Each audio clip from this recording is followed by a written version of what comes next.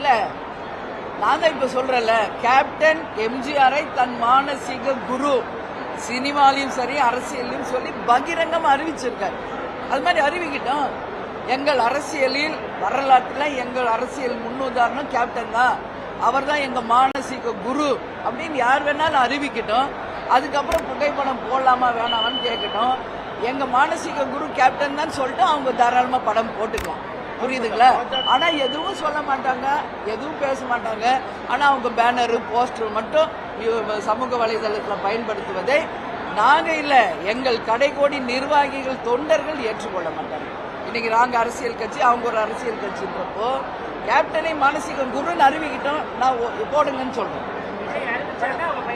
ஆமா, அதேதான் கூட்டணின்னு வரும்போது கூட்டணியில தலைவர் படத்தை பயன்படுத்திக்கலாம். நான் அன்னைக்கே சொல்றேன், கூட்டணின்னு வரும்போது கேப்டன் படத்தை பயன்படுத்திக்கலாம். இல்ல தனி கட்சியா நீங்க பயன்படுத்தணுமா? எங்கள் அரசியல் குரு கேப்டன் தான், அவர் தான் என்னுடைய மானசீக குரு, அவர் தான் எங்க ரோல் மாடல்னு அறிவிக்கிட்டோம். அதுக்கப்புறம் நான் தாராளமா யூஸ் பண்ணுவேன்.